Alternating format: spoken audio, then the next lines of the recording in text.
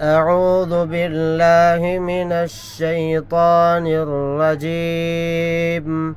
بسم الله الرحمن الرحيم. الحمد لله الذي أنزل على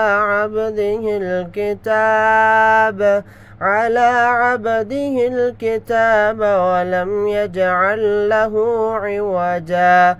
قيما لينذر بأسا شديدا من لدنه ويبشر المؤمنين الذين يعملون الصالحات أن لهم أجرا حسنا ماكثين فيه أبدا وينذر الذين قالوا اتخذ الله ولدا ما لهم به من علم ولا لآبائهم كبرت كلمة تخرج من أفواههم إن يقولون إلا كذبا فلعلك باخع نفسك على آثارهم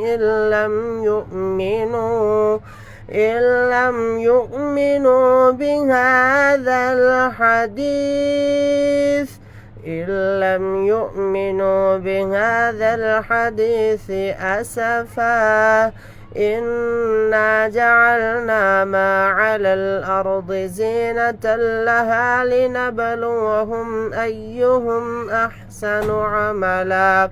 وإنا لجاعلون ما عليها صعيدا جرزا أم حسبت أن أصحاب الكهف والرقيم كانوا من آياتنا عجبا إذ أوى الفتية إلى الكهف فقالوا ربنا